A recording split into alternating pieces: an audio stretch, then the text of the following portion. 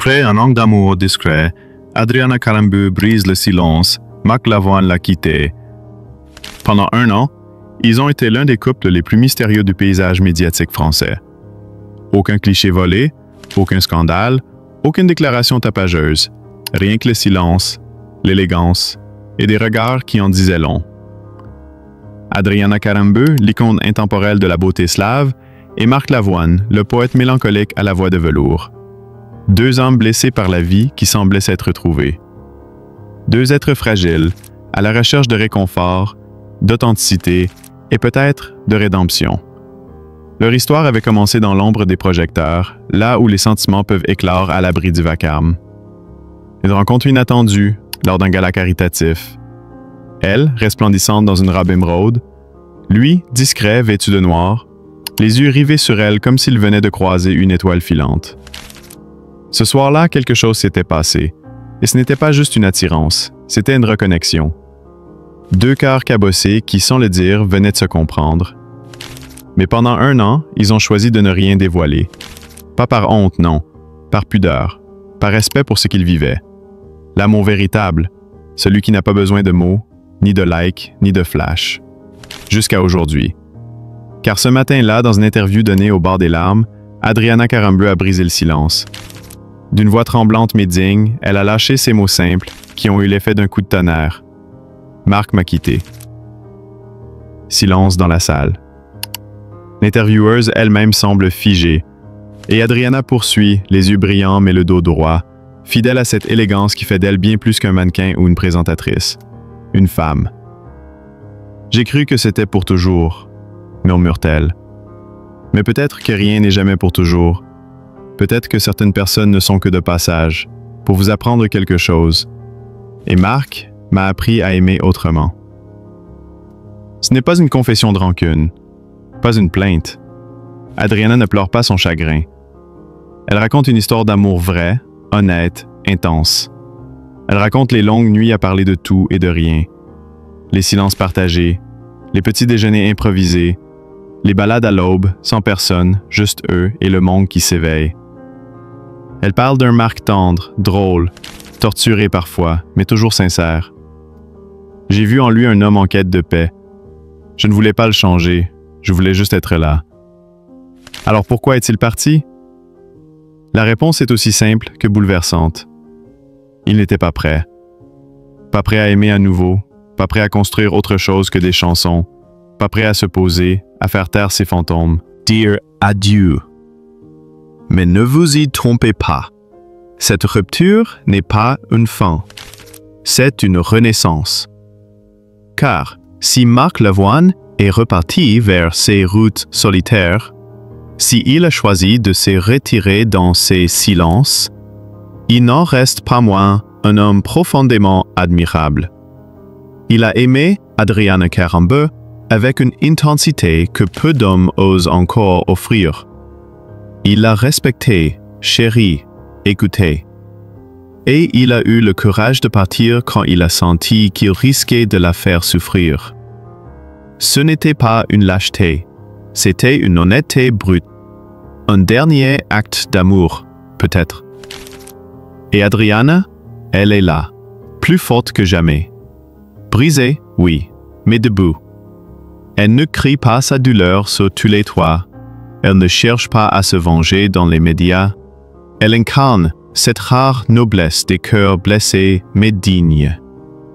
Elle conclut l'entretien avec des mots qui résonnent longtemps après que la caméra se soit éteinte. J'ai aimé Marc. Et je l'aimerai peut-être toujours, d'une certaine manière. Mais je mérite aussi d'être aimé pleinement. Une phrase simple, mais bouleversante. Un cri du cœur. Un message à toutes les femmes qui, comme elle, ont aimé sans retenue et qui un jour ont dû laisser partir. Adriana Karembeu n'a pas perdu. Elle a aimé. Et c'est déjà une victoire immense dans un monde où l'amour est devenu rare, conditionnel, jetable. Quant à Marc Lavoine, il reste cet éternel romantique, cet homme de lettres et de silence, qui traverse la vie avec ses blessures ouvertes. Peut-être reviendra-t-il, Peut-être comprendra-t-il, trop tard, ce qu'il a perdu. Ou peut-être écrira-t-il une chanson, une ballade mélancolique, où chaque note parlera d'Adriana, sans jamais la nommer. Car les plus belles histoires ne sont pas celles qui durent, mais celles qui laissent une empreinte. Adriana Carambeu. Le silence d'une reine, l'éclat d'une renaissance. Il est des soirées où les paillettes ne brillent pas pour tout le monde, où le tapis rouge se transforme en arène silencieuse et où le cœur d'une femme, malgré la robe somptueuse, vacille sous le poids d'un chagrin revenu. Ce soir-là, à Monaco, sous les flashs impitoyables et les regards curieux, une silhouette s'avançait avec une lenteur presque solennelle. Ce n'était pas une actrice, ni une vedette en quête d'attention. C'était Adriana Carambeu. Et dans sa démarche, dans ce demi-sourire figé, il y avait mais un lent éloignement, une distance invisible, faite de non-dits et de rêves délaissés. Patrick Fiori ne cherchait pas un autre amour à tout prix, mais une vérité, la sienne. Celle qu'il chantait sans jamais totalement la vivre, celle qu'il portait en lui depuis des années sans savoir comment la révéler. Il n'était ni malheureux ni comblé. Il flottait dans une sorte de zone grise, celle où l'on vit sans vraiment vibrer. Puis un jour, le destin s'est manifesté sous la forme d'une rencontre mystérieuse, discrète, presque furtive. Une silhouette aperçue à la sortie d'un studio à Marseille, une présence effacée mais des yeux enflammés d'une intensité rare.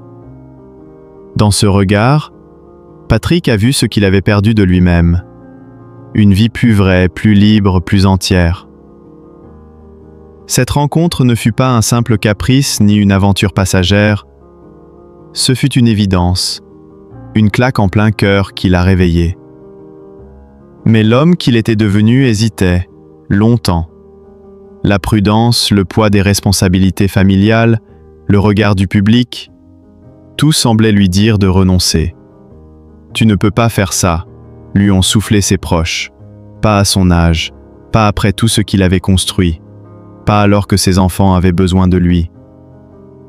Pourtant, au fond de lui, Patrick savait qu'il ne pouvait plus se mentir. Il a choisi, avec la force d'un homme qui refuse de fuir sa propre vie. Il a choisi d'aimer, de dire la vérité, d'être entier, même si cela impliquait de tout risquer. L'annonce à ses enfants fut un moment chargé d'émotions. Sa voix tremblante exprimait à la fois la peur et l'espoir. Il ne voulait pas bouleverser leur monde, mais leur offrir un père authentique, enfin libéré. Et lorsque son aîné lui répondit, simple et plein d'amour, « Papa, si tu es heureux, alors nous aussi ?» Patrick fondit en larmes, déversant enfin toutes les émotions qu'il avait retenues depuis si longtemps. C'est dans une émission télévisée intimiste, enregistrée en Corse, son île de cœur, que Patrick Fiori a livré cette confession. Le présentateur, surpris, avait senti qu'un moment important se préparait. Mais personne ne pouvait deviner l'ampleur de la révélation. « J'ai aimé, j'ai perdu, j'ai aimé à nouveau », a-t-il dit, le regard vague, comme habité par une force nouvelle. Et cette fois, je ne veux plus cacher. J'aime quelqu'un profondément. Cette personne m'a réveillé, m'a rendu la musique, m'a redonné des couleurs. Le public, d'abord silencieux, a applaudi longuement, ému par ce témoignage. Elle l'aimait, elle. Elle aurait pu éclater, hurler, poster une photo mélancolique, déballer sa douleur sur les réseaux. Mais non. Elle a choisi le silence. Ce silence rare, noble, presque sacré. Celui des femmes qui savent perdre, sans se perdre. Quelques jours plus tard, lors d'une entrevue télévisée, Elle a prononcé des mots simples et bouleversants. L'amour, après 50 ans, n'est pas un luxe. C'est une nécessité, une vérité. Pas de larmes, mais dans chaque syllabe, une vibration, un frisson. Elle a parlé de Nina encore, de cette nécessité d'incarner l'espoir. Je veux que ma fille sache que j'ai aimé, que j'ai pleuré et que je me suis relevé.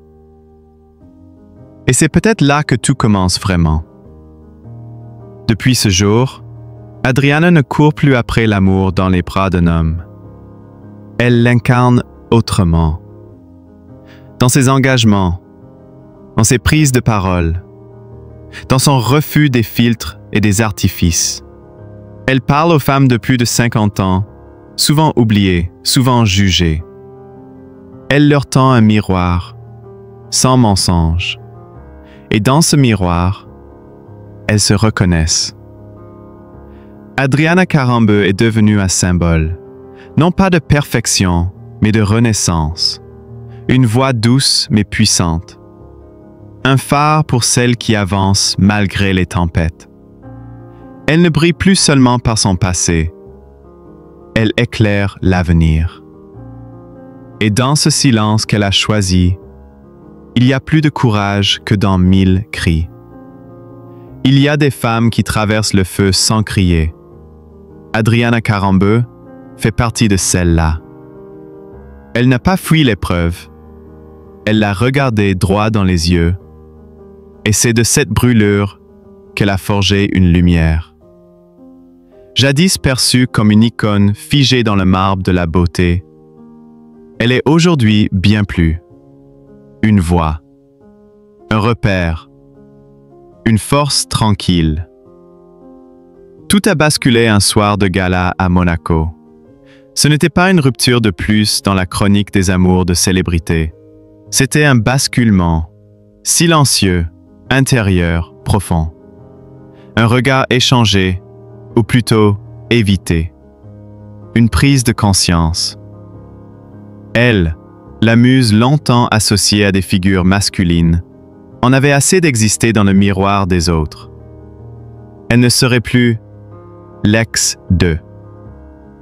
Elle ne serait plus cette silhouette élégante à qui l'on tend des micros pour commenter les décisions des hommes. Ce soit pour guérir lentement, mais avec dignité. Et puis elle s'est tournée vers les autres, non pas pour se donner bonne conscience, ni pour faire la une des magazines caritatifs, mais parce qu'en partageant, en écoutant, en embrassant les douleurs d'inconnus, elle a compris que la compassion était un remède réciproque. Dans les hôpitaux auprès d'enfants en fin de vie ou dans les maisons de retraite où elle redonnait un éclat à des regards fanés, Adriana n'était plus un nom. Elle était une présence, une chaleur. Une main posée sur une épaule, une sœur pour les fans oubliés. On n'aide jamais aussi bien que quand on a appris à penser ses propres blessures, répétait-elle. Et ce n'était pas une formule, c'était un credo. Une conviction forgée dans la solitude et mûrie dans l'action. Elle est devenue une voix pour celles qu'on ne regarde plus. Les femmes de plus de 50 ans, rendues invisibles dans une société obnubilée par la jeunesse. Par ses chroniques, ses prises de parole, ses conférences sur la maternité tardive et la santé des femmes, Adriana renversait les codes.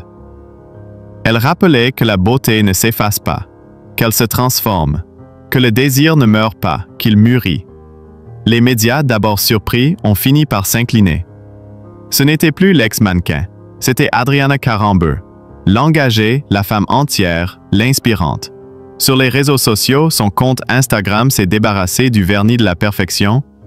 Moins de glamour, plus d'authenticité. Des photos sans maquillage. Des moments simples avec sa fille. Des messages d'espoir. Un matin, elle a écrit « Le silence peut être une prison, mais aussi un sanctuaire. » C'est là que j'ai compris que je n'avais plus besoin d'attendre. Je suis déjà entière. Ce mot « entière » est revenu comme un refrain. Comme une renaissance, entière après les blessures. entière, sans l'ombre d'un homme pour la définir. Et c'est dans ce nouvel équilibre qu'est arrivée la surprise. Non, pas une histoire comme les autres, pas de paillettes, pas de flash. Un médecin, un père de famille. Un homme discret, passionné par l'humanitaire. Ils se sont rencontrés lors d'une mission en Afrique. Il ne l'a pas reconnu tout de suite. Il n'a pas vu la star. Il a vu la femme. Et c'est ce regard sans attente, sans calcul, qui a bouleversé Adriana. Elle n'a rien précipité. Elle a appris à apprécier le doute, à ne plus avoir peur du silence. Elle a laissé le temps faire son œuvre sans chercher à forcer le destin. Je ne veux plus d'histoire en trompe-l'œil. Je veux du vrai, même si c'est imparfait.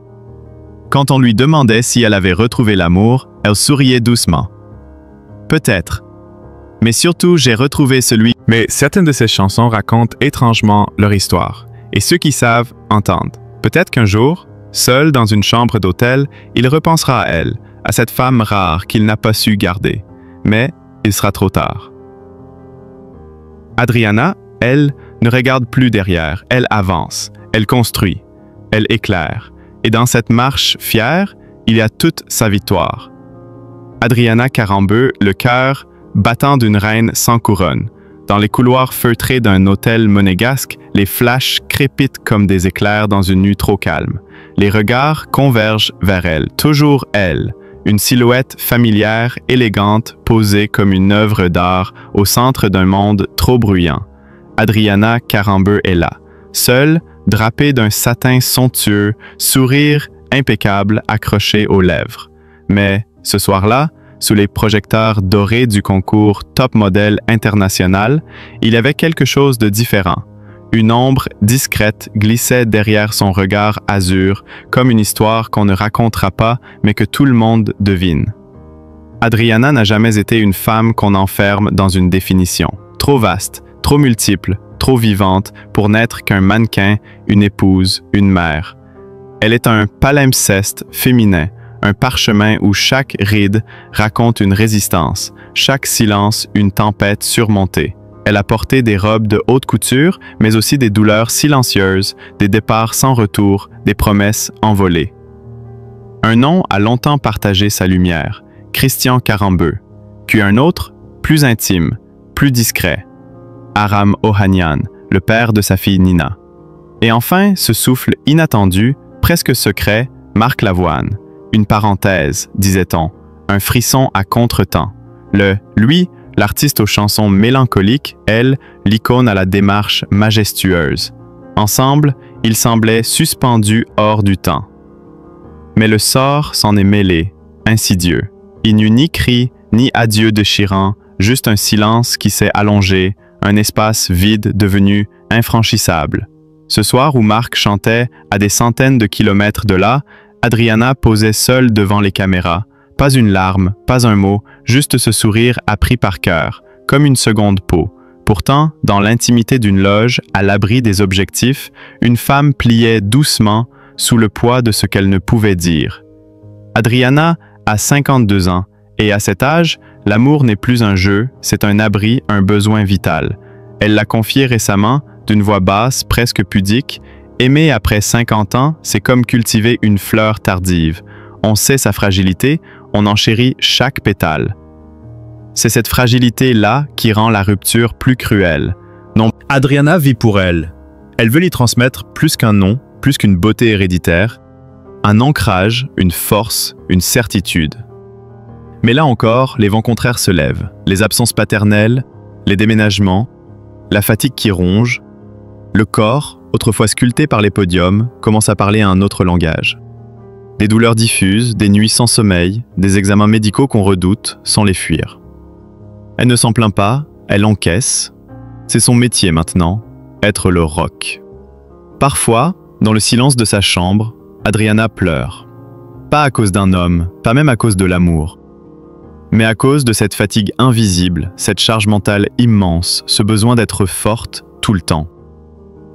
Et pourtant, même là, dans l'intime fragilité de ces instants, elle garde la tête haute. Car ce qu'elle veut transmettre à Nina, ce n'est pas une image figée d'une mère parfaite, mais le courage de se relever, de continuer même cabossée. Et elle y croit encore, à l'amour. Peut-être pas avec Marc, peut-être avec un autre, ou peut-être seule, mais libre. Car ce qu'elle attend désormais, ce n'est plus un prince sur un cheval blanc, mais une main sincère, une épaule solide, un regard qui ne fuit pas dès que les choses se compliquent. Elle ne cherche pas à combler un vide, elle cherche à être comprise, soutenue, aimée sans condition. Adriana Karembeu n'est pas qu'un souvenir des années 90, elle est une leçon vivante de résilience. Une reine sans diadème, mais avec une dignité que rien ne ternit. Elle n'avance plus pour plaire, mais pour inspirer. Non plus pour briller, mais pour éclairer. Dans chacun de ses gestes, il y a cette tendresse intacte, ce feu doux qu'on ne voit qu'en regardant longtemps. Et dans ces silences, il y a cette force immense, celle des femmes qui ont trop perdu pour ne pas chérir ce qu'il leur reste. À celles qui doutent, qui se sentent trop vieilles, trop seules ou trop brisées, Adriana adresse un message muet, mais bouleversant. Vous êtes assez, surtout quand on vous abandonne. Car c'est là que réside la véritable noblesse, dans la manière dont on continue à aimer, à espérer, à vivre malgré tout. Et ainsi, elle marche, droit, sans détour, avec ses failles comme étendard et ses rêves comme bagages. Dans les rues de Monaco, les flashs continuent de crépiter. Mais cette fois, ils ne capturent pas seulement une image. Ils saluent une femme debout, une femme libre, une femme vraie. Adriana Karembeu, la lumière d'une femme qui se relève.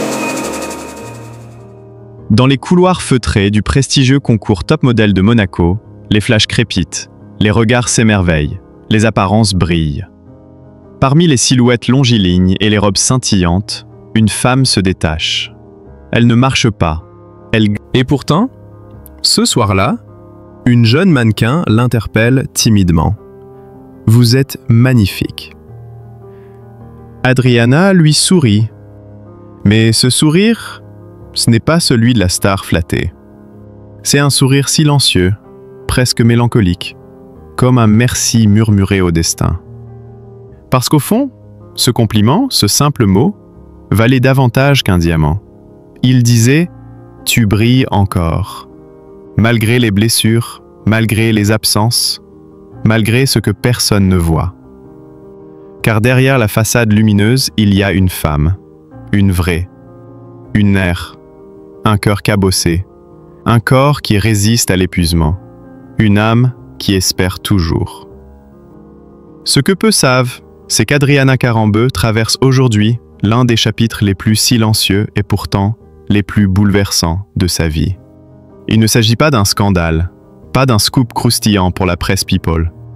Il s'agit de solitude, d'invisibilité, de ces douleurs qui ne crient pas, mais qui rongent. Pendant qu'elle arpentait ce tapis rouge monégasque, habillé de lumière, c'est un vide immense qu'elle portait en elle. Car ailleurs, à des kilomètres de là, Marc Lavoine chantait, comme si les mois d'amour partagés avec elle n'avaient jamais existé. Comme si les silences avaient suffi pour effacer l'intime, les regards tendres, les projets, les soupirs. Pas un mot, pas un adieu, pas même un regard en arrière. Et pourtant, Adriana n'a pas flanché. Elle n'a pas crié, elle n'a pas exposé sa douleur. Elle a simplement continué. Pour elle, pour sa fille Nina, pour toutes celles aussi qui se battent dans l'ombre, chaque jour, avec la tête haute, malgré le cœur lourd. Elle n'est plus simplement un visage de mode ou une icône de la télévision. Elle est devenue un symbole discret mais profond de résilience, d'amour maternel, de foi en la vie, malgré les cicatrices. Car oui, Adriana a tout donné. À son public, à ses proches, à ses engagements. Elle a tout vécu. Les paillettes, les podiums, les mariages ultra médiatisés, les ruptures qu'on commente sans connaître l'intime. Et au milieu de tout cela, elle a toujours su préserver une chose précieuse, l'humanité. Aujourd'hui, elle élève seule sa fille dans un monde parfois cruel avec les femmes qui osent encore rêver d'amour après 50 ans. Dans une interview récente, elle a confié, avec une sincérité désarmante, « L'amour après 50 ans, ce n'est pas un luxe. C'est un besoin vital. Ce n'est plus l'ego ou la passion qui parle. C'est le besoin d'un refuge, d'une main tendue, d'un regard qui comprend. Elle n'a pas dit cela pour faire pleurer. Elle l'a dit